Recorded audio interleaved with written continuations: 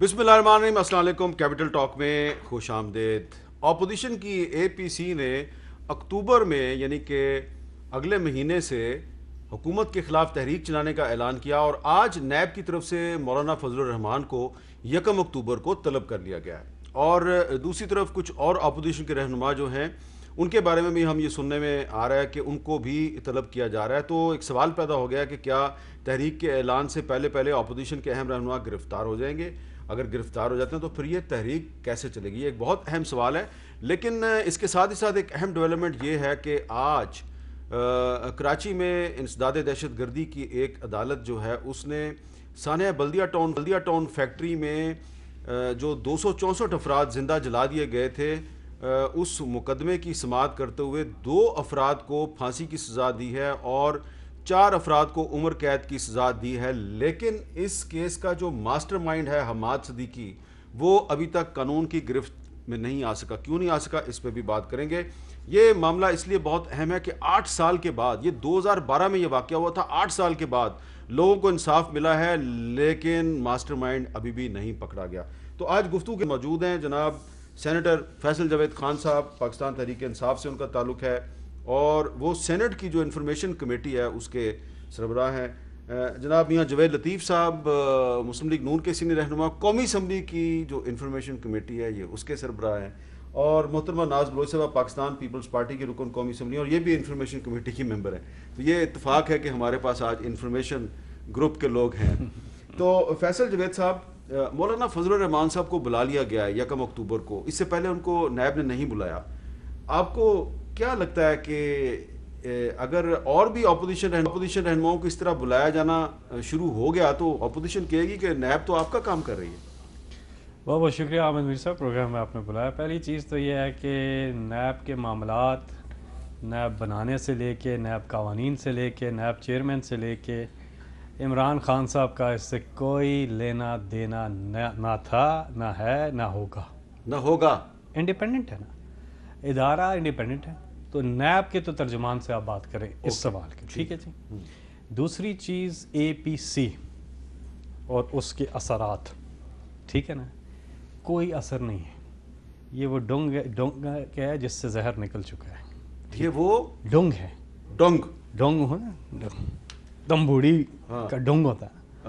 Dong या डंग हिंदको वाले Dong भी बोलते हैं। हाँ, ठीक है जी। तो डोंग या डंग जो भी है उसका असर जो है वो उससे निकल चुका है। या डांग डांग में असर है।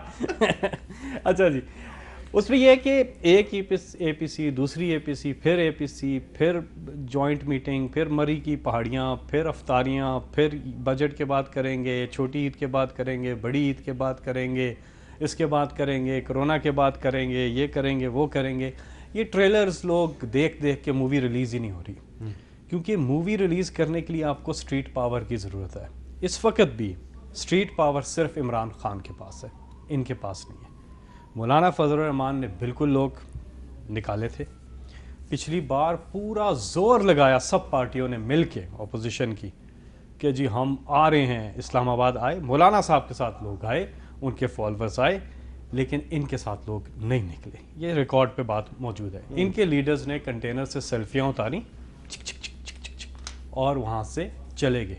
बास के ड्राइवर भी उनको उतार के चले गए कि भाई, तो पब्लिक इनके साथ नहीं निकली, पब्लिक इनसे दूर निकल चुकी है, क्योंकि पब्लिक इनका रिपोर्ट कार्ड मांगती है कि आप ये वो चेहरे हैं APC वाले जो 35 साल भारी भारी इक़्तिदार में आ चुके हैं, आपने किया क्या मुल्क के साथ? लोग इनसे पूछते हैं। इमरान खान साहब को भी 2 साल हुए हैं, लोग इनके चेहरे देखते हैं, कहते हैं ओए ये तो वही चेहरे हैं जो 35 साल बारी बारी आ चुके हैं, लेकिन मुल्क के साथ इन्होंने क्या किया? तो पहला तो इसलिए इमरान खान साहब के इर्द गिर्द भी कुछ ऐसे चेहरे हैं जो पहले इन दोनों के साथ थे।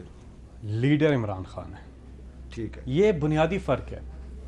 एक लीडर जिसने ना अपनी कोई मिलें लगानी है, ना उन्होंने कोई एवन फील्ड अपार्टमेंट्स बनाने हैं, ना उन्होंने कुछ सरे महल बनाना है, वो एक एक पैसा उनका पाकिस्तान में, जीना मरना पाकिस्तान में, बाहर उन्होंने हलाल की कमाई की, एक एक पैसा बैंकिंग चैनल से पाकिस्तान लेकर के आए।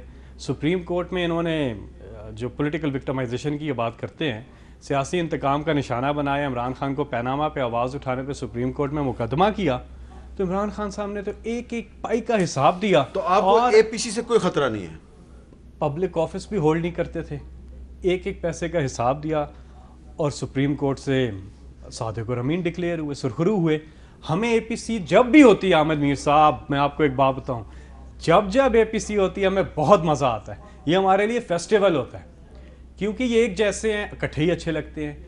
इनका तर्ज हुकूमत एक जैसा, इनका तरीका वारदात एक जैसा, करप्शन एक जैसी, मनी लॉन्ड्रिंग एक जैसी, बैरून मुल्क असासे एक जैसे हैं, तो अच्छा। इकट्ठे ही अच्छे लगते हैं। एंड जब भी एपीसी करते हैं हमें बहुत फ़ायदा होता है, क्योंकि यही चीज़ अवाम की आंखों में इनको इमरान खान से अलग करती है और इमरान खान मुनफरिद नजर आपको आता है। समझ आइए मियां जवेद लतीफ़ साहब कि फैसल जवेद साहब कह रहे हैं आप जब भी एपीसी करते हैं इनको बहुत फ़ायदा होता है, यानी कहना ये चाह रहे हैं कि नवाज शरीफ साहब की जो तकरीर है उसका इनको बहुत फ़ायदा हुआ है, ये कहा है इन्होंने। देखें, मैं अहमद मीर साहब आपकी खिदमत में दो चीज़ें अर्ज़ करना चाहता हूँ।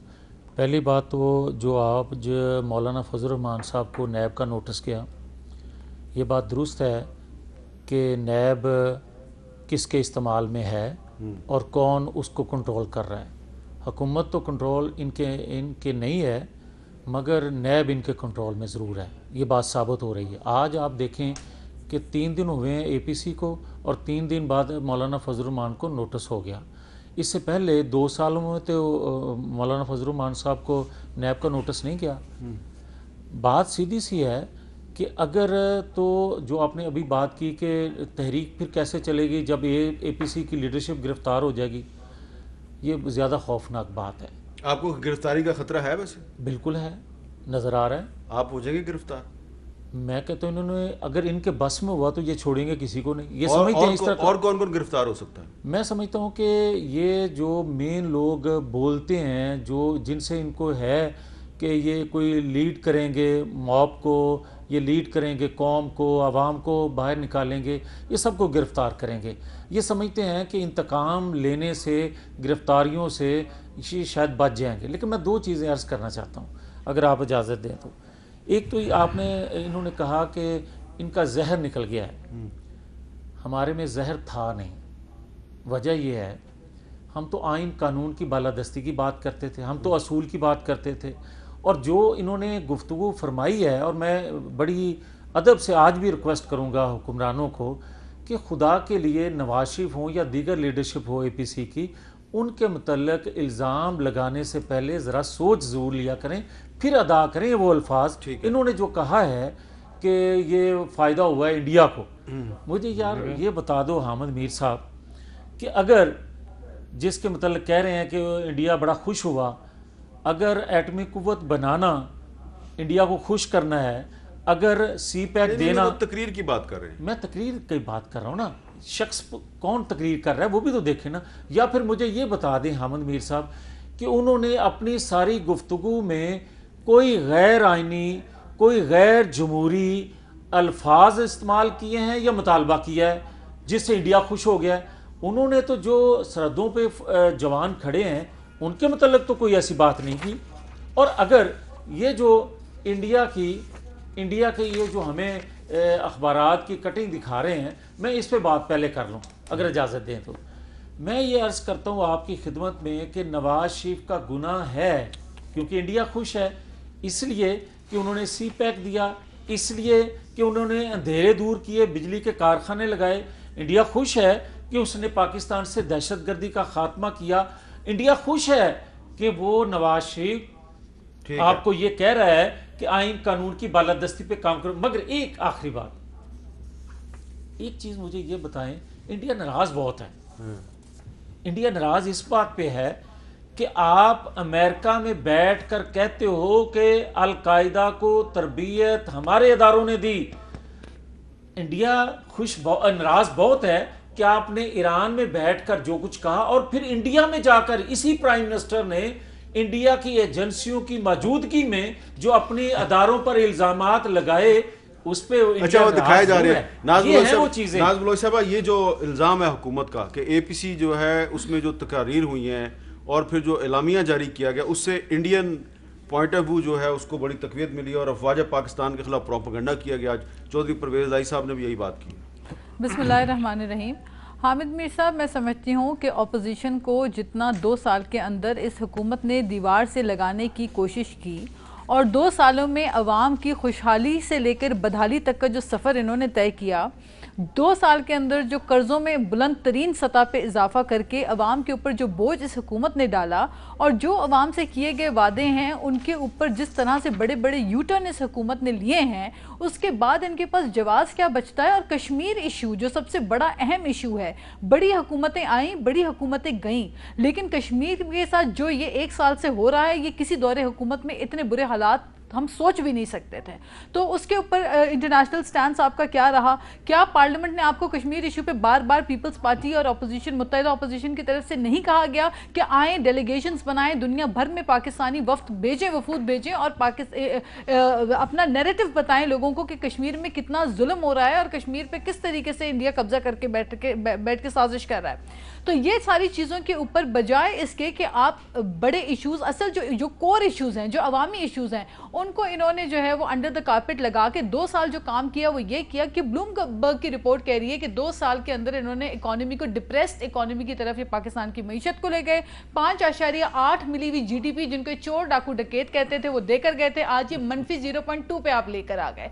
उसके बाद होता यह है कि आप अपनी नाकामियों पे, आपको इनको अपनी नाकामियों पे शर्मिंदगी के बजाय ये डिटाई के ऊपर ये करते हैं कि पार्लियामेंट के अंदर आप देखें तमाम प्रोसीजर्स को बुलडोज किया जाता है। पार्लियामेंट में स्पीकर साहब कहते हैं जी बिलावल भुट्टो साहब का माइक ऑन किया जाए, माइक ऑन होता है, फिर यूं देखते हैं, कहते हैं बंद कर देते हैं माइक। तो फिर आप मुझे बताएं, जहां पे आपको ये आज़ादी ना हो कि पार्लियामेंट के अंदर खड़े हो के आप उस पार्लियामेंट में जो आपको, जिसने जमहूरियत पाकिस्तान को जमहूरी आइन दिया है मुत्तफिका, उस पार्लियामेंट के अंदर अगर आज़ादी हमें यह है कि हमारे माइक बंद कर दिए जाए, बोलने का हक ना दिया जाए, तो फिर मुझे बताइए कि हम क्या करें? फिर अगर हम एपीसी करके अगर बैठकर मजबूर ना हुए एपीसी करने पे, तो हम क्या करते? अभी तो हमने धरना नहीं डाला हामिद मीर साहब, अभी तो हम सड़कों पे निकले नहीं हैं। आप सड़कों पे निकलने में कामयाब हो जाएंगे या पहले ही सारे पकड़े जाएंगे? देखिए हामिद मीर साहब, अभी मेरे भाई फैसल जावेद ने जो बात की कि स्ट्रीट पावर की बात की, देखिए स्ट्रीट पावर अवाम से होती है।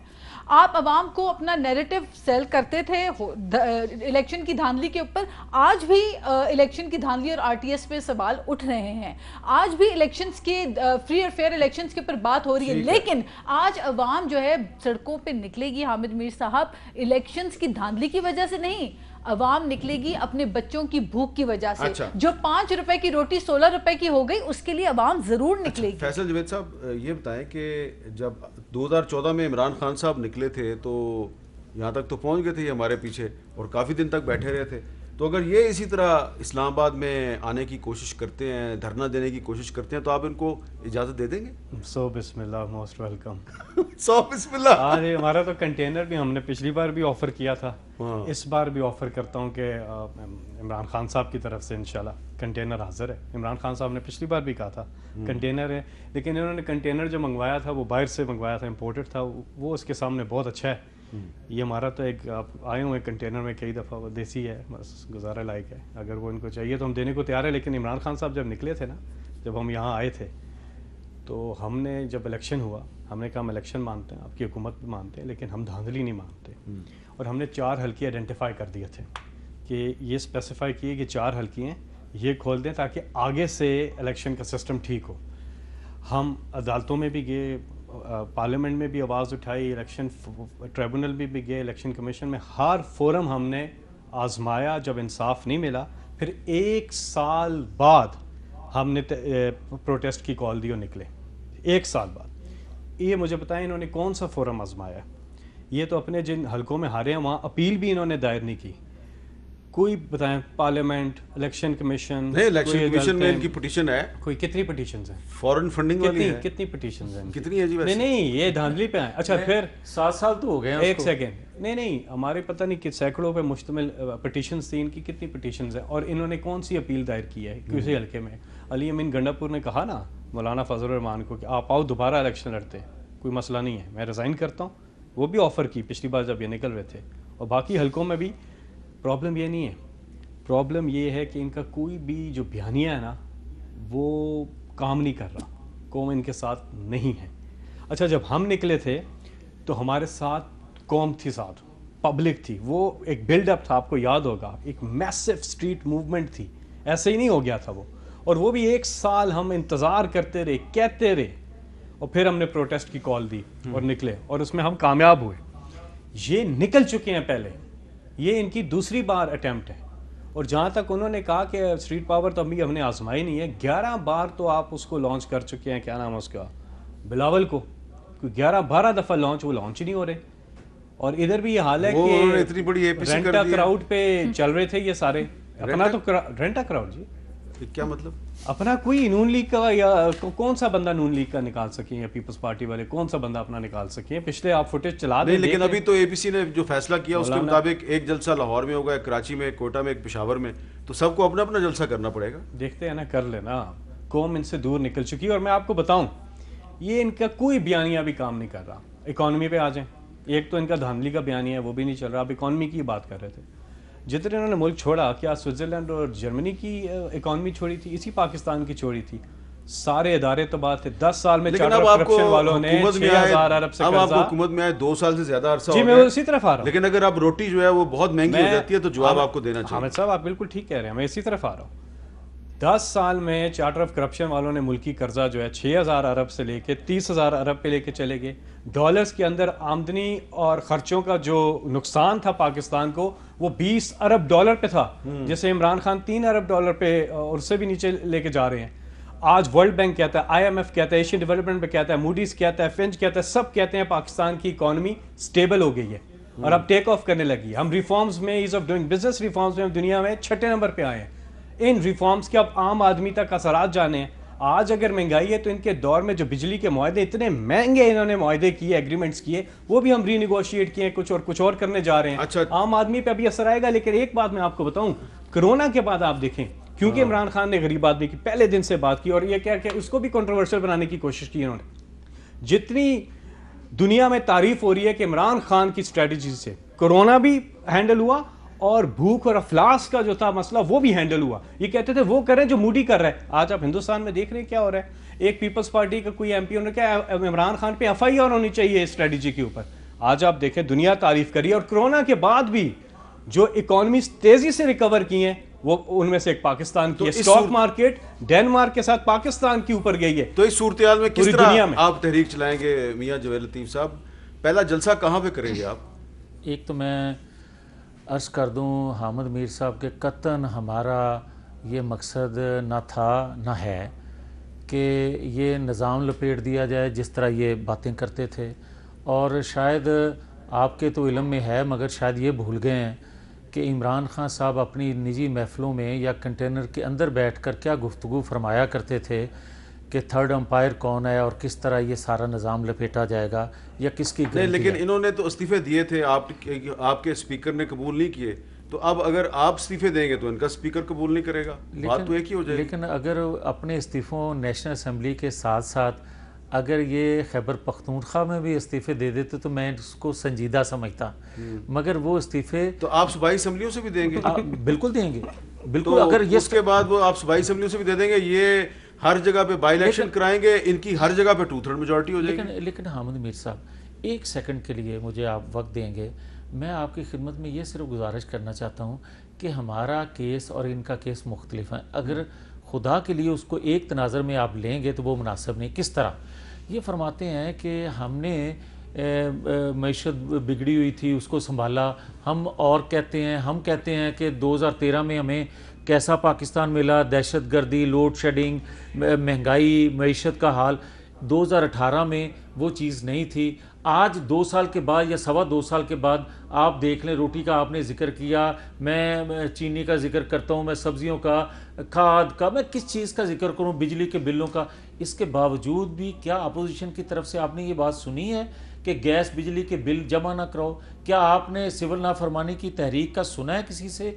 आपने 2-2.25 सालों में आपने ये बात सुनी है कि हुंडी के जरिए पैसे भिजवाओ? तो क्या हम आइंदा भी नहीं सुनेंगे ये बात? मैं बिल्कुल, हम ये कहने के आप सिविल नाफरमानी की तहरीक नहीं चलाएंगे? नाफरमानी की तहरीक पाकिस्तान के लिए मुनासिब नहीं है। वो ये मगर अच्छा, इसमें कहीं सिविल नाफरमानी कर दें? ये उससे बहुत बड़ी नाफरमानी है। अच्छा, वो भी बता दें, कोई बात तो करें ना।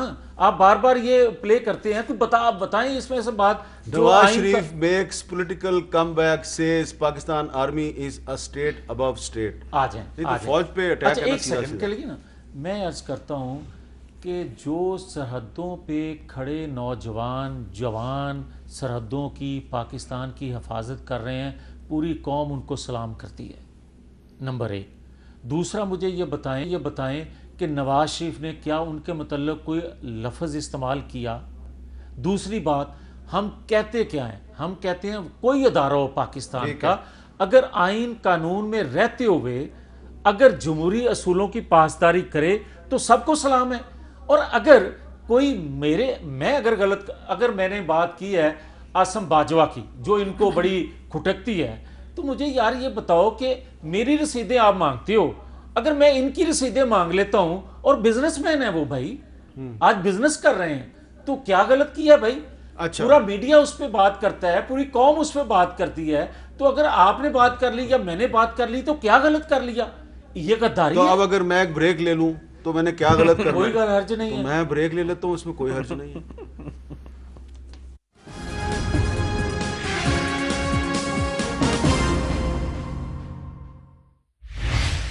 कैपिटल टॉक में दोबारा खुश आमदेद। नाज बलोच साहब, मैंने ज़रा दूसरे इशू पे बात करनी है, क्योंकि आपका ताल्लुक सिंध से है, कराची से है। ये जो बल्दिया टाउन फैक्ट्री वाला वाक़या, मुझे याद है जब ये सानिया हुआ था तो मैं भी वहाँ पर गया था।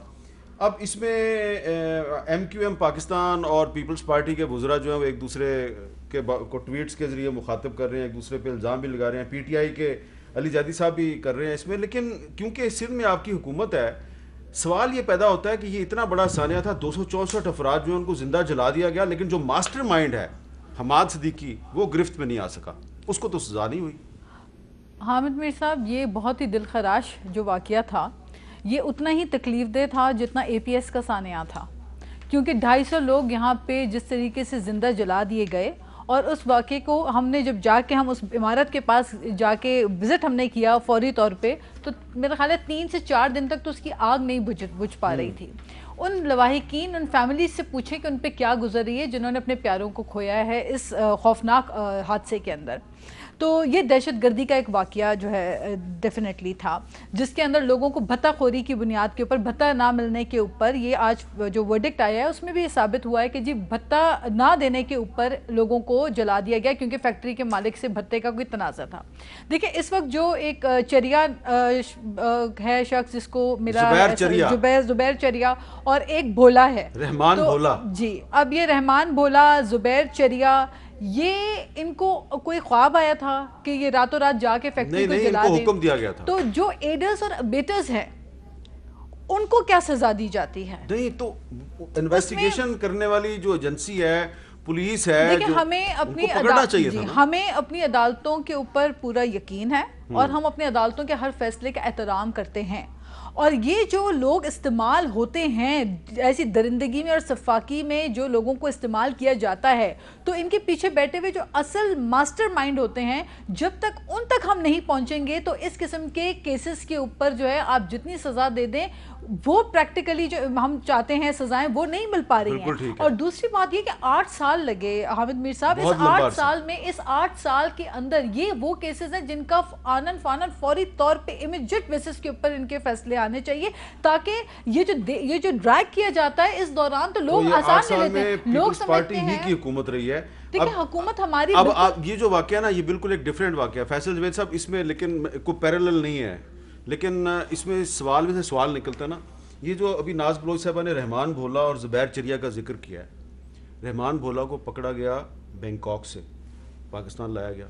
जुबैर चरिया को पकड़ा गया सऊदी अरब से, पाकिस्तान वापस लाया गया। केस बिल्कुल मुख्तलिफ है। सवाल इसमें यह पैदा होता है कि आप उज़ैर बलोच को भी पाकिस्तान वापस ले आते हैं, उसको भी आप एक दूसरे मुल्क से पकड़ते हैं, लेकिन जब बात आती है कुछ बड़े लोगों की, तो वहां पर आप कहते हैं वापस लाएंगे, लेकिन अमली इकदाम आप नहीं करते। हामिद मीर साहब, पहले तो जितनी भी मजम्मत की जाए वो बदलिया वाले इंसिडेंट की, वो कम है। और माजी में हमने देखा कि पॉलिटिकल बैकिंग रही चीज़ों को, और आपको भी पता है किस तरह से ख़ास तौर पे कराची के अंदर, ख़ास तौर पे सिंध के अंदर, जिस तरह से पीछे माफिया के पीछे एक सियासी पुश बनाई जिसे कहते हैं, वो हासिल रही। अब आप जो बात कर रहे हैं इसकी वापसी की, देखिए हमने जब शर्त रखी जाते वक्त 7 अरब के बॉन्ड की, तो ये अदालत चले गए और वहाँ से फिर अदालत का ज़ाहिर फैसला आप आया सीधे कि किसी और पे पहुंच गए, मैं तो किसी और की बात कर रहा हूँ। मैं पहले किसी और पे रहूँगा ना। सबसे ज़्यादा ठीक तो अहम इस वक्त लोगों चलें, का ठीक है। सवाल ये है, ठीक है, आपने नाम नहीं लिया, लेकिन मैं यही समझा कि सबसे अहम तो एक ही शख्स मतलूब है जो कि इश्तिहारी है। हो सकता और है एक नहीं दो हों। फरार हैं, हो मफरूर सकता है एक नहीं दो हों, दोनों इश्तिहारी हों। 4 हैं, इसाक डार भी हैं, हुसैन नवाज भी हैं, और दो, और बाकी हसन दो। नवाज भी हैं, ये और नवाज शरीफ हैं, और ये पांचवा सारे जो हैं। बाकी कोई कौन है अदालतों को मतलूब कौन है, ये या अंदाजा कर लें आप। कोई मुजरम कौन है, या इश्तिहारी कौन है, ये भी इश्तिहारी। इधर मैं आता हूँ पहले, फिर वो भी नाम ले लें ताकि मैं उस पर भी मैं जवाब लूं? दे सकूं। हाँ नाम मैं ही लूं, जी मैं ही लूं। आप ले लें तो जनाब अच्छा। मोहतरम परवेज मुशर्रफ। अच्छा, उस पर भी आते हैं, बिल्कुल ठीक है, गुड क्वेश्चन। ये क्वेश्चन एक बार पहले भी यहाँ पे हुआ था किसी और से, मैं आपको बताता हूँ, मुतमिन करते हैं। पहले तो नवाज शरीफ ये कोई पतंग उड़ाने के जुर्म में तो नहीं हुए थे। हाँ, ये अदालतों से सजा याफ्ता मुजरिम, ये इसी तरह थाने से एक बंदा निकले कि जी मैं सामने हॉस्पिटल से डिसिप्लिन लेके आता हूँ, और रास्ते में वो शादी के फंक्शन भी अटेंड कर रहा है और कॉन्फ्रेंसेस भी कर रहा है, APC भी कर रहा है, ये चीज़ तो गलत है। अब अदालतों ने खैर मेडिकल ग्राउंड्स पर गए, बिल्कुल बीमार थे, मेडिकल ग्राउंड्स पर गए, लेकिन वहाँ जाकर डॉक्टर की हिदायत के मुताबिक उन्होंने सुबह दोपहर शाम 3 दफ़ा सेल्फियाँ ली। उसके बाद डॉक्टर ने नहीं, कहा कि डॉक्टर्स अगर ने आप नहीं कहा था ये। फिर अच्छा वैसे ही कहा डॉक्टर ने सिर्फ वॉक करने के लिए कहा था। ओके, वो अच्छा, उन पे अच्छा असर पड़ा, वॉक थी, टॉक थी, बाद में वीडियो कॉल थी, सब चीज़ों का बहुत अच्छा असर पड़ा, और माशाल्लाह अल्हम्दुलिल्लाह अल्लाह ताला ने उन्हें सेहत दी है, अब बिल्कुल वो सेहतमंद दिखाई देते हैं। अब उन्हें वापस आना चाहिए। आप और वापस उसके ला लिए सकते हैं? जी उसी पे मैं आ रहा हूँ। उस पे प्राइम मिनिस्टर इमरान खान साहब ने हदायत दे दी हैं शहजाद अकबर साहब को और फ़रोग नसीम साहब को, कानूनी चारा जोई करके उनको वापस लाया जाए। अब आते जनरल परवेज़ मुशर्रफ पे, ठीक है।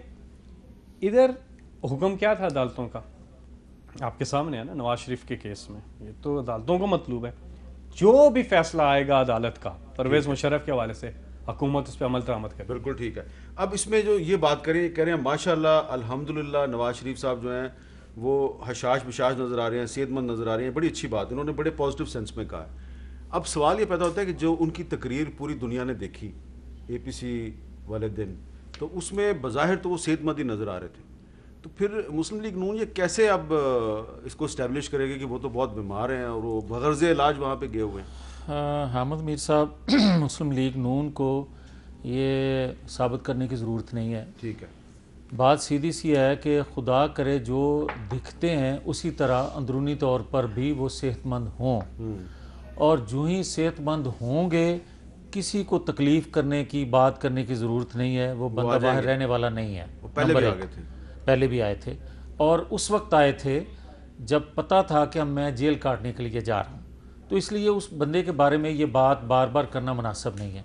मगर मैं आपकी खिदमत में 2 चीज़ें अर्ज़ ज़रूर करना चाहता हूँ कभी दोबारा एक चीज़ भी अर्ज किया 3 कर लेता हूँ, 3 कर प्लीज एक कर लेना, नहीं, टाइम कम है। सर नहीं, ये मुनासिब नहीं है, हुकूमत को आप ज़्यादा टाइम देते हैं। आप 2 हैं अपोजिशन वाले, हुकूमत को कम टाइम मिल रहा है। अच्छा, मैं अर्ज़ कर दूँ, और कुछ लोगों के ख्याल इतने में में- ये मैं जो तीसरा मैं भी आपके साथ मिला हुआ हूँ। ये तो अल्लाह जानता है किसके साथ मिले हुए हैं।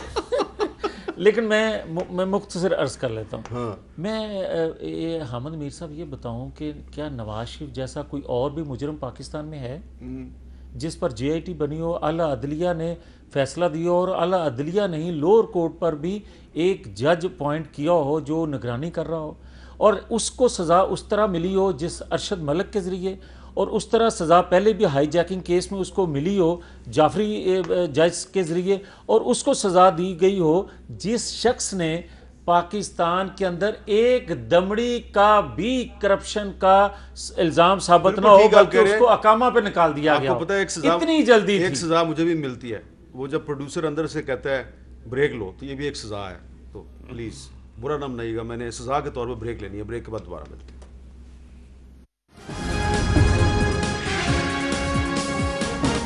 कैपिटल टॉक में दोबारा खुश आमदीद। नाज बलोच साहब, आप ब्रेक से पहले कश्मीर का जिक्र कर रही थी, तो ये पिछले 2-3 दिन से अचानक बहस शुरू हो गई है कि गिलगित बल्तिस्तान को एक अलहदा सूबा बना देना चाहिए। आपके ख्याल में वाकई गिलगित बल्तिस्तान को अलहदा सूबा बना देना चाहिए और इस सिलसिले में पाकिस्तान पीपल्स पार्टी ने कोई फैसला कर लिया?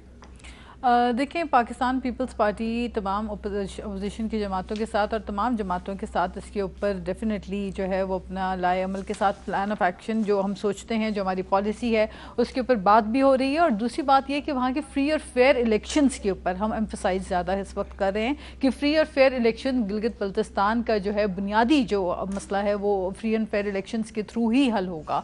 और यही वो जमहूरी तरीक़ाकार है जिसके तहत अवाम की जो सही नुमाइंदगी है वो अवामी फैसला अपना करेंगे। अच्छा फैसल जावेद साहब, गिलगित बल्तिस्तान के लोगों को उनके राइट्स ज़रूर मिलने चाहिए, लेकिन ये अचानक ये क्या बहुत ज़रूरी है कि उसको एक अलहदा सूबा बना दिया जाए?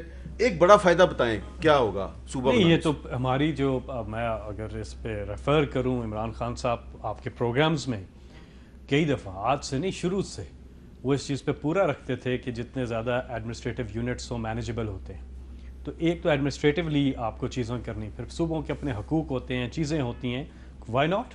अच्छा, एक इसमें ये आ रहा है कश्मीर के हवाले से, जो हमारे आईन पाकिस्तान में एक आर्टिकल है 257 छोटा सा आर्टिकल है, ये कहता है जब रियासत जम्मू कश्मीर के अवाम पाकिस्तान में शामिल होने का फैसला करेंगे तो पाकिस्तान और मज़कूरा रियासत के दरमियान ताल्लुकात मज़कूरा रियासत के अवाम की ख्वाहिशात के मुताबिक मुतय्यन होंगे। अब किसी को अच्छा लगे या बुरा लगे, गिलगित बल्तिस्तान जो है वो रियासत जम्मू कश्मीर का हिस्सा था जब ये यूएन रेजोल्यूशन मंजूर हुई थी, तो फिर अगर आप इसको सूबा बनाएंगे तो फिर ये 257 तो आपको चेंज करना पड़ेगा।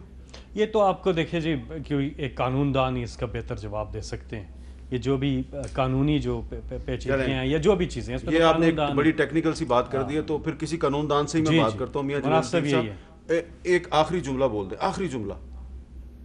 नहीं, मुझे ये बताएं कि क्या पहले से चीज़ें तय थी हुकूमत में आने से पहले कि मकबूजा कश्मीर देना है, या अब ट्रंप के होते हुए तय हुआ है कि मकबूजा कश्मीर देना? भाई आज इंतजामी अमूर के लिए आप यूनिट बनाते हो तो जनूबी पंजाब को बनाओ, जनूबी पंजाब को अच्छा, मैंने ब्रेक नहीं लेनी, अब मैंने ब्रेक नहीं लेनी, मैंने इजाजत लेनी है। आप तीनों का बहुत बहुत शुक्रिया। लेकिन मैंने दीन इकराम जो आखिर में ये आर्टिकल 257 का जिक्र किया है, आपके पास अगर आइन की किताब है तो छोटा सा आर्टिकल है, इसको ज़रूर पढ़ें। और ये मैंने आर्टिकल इसलिए पढ़ा कि कोई भी फैसला करते वक्त ये ज़रूर देखें कि मसला कश्मीर के हवाले से जो पाकिस्तान का एक असूली मौक़िफ़ है, एक रवायती मौक़िफ़ है, जो आईन पाकिस्तान के आर्टिकल 257 में भी लिखा हुआ है, इसको कमज़ोर नहीं होना चाहिए। इजाज़त दीजिए, अल्लाह हाफ़िज़।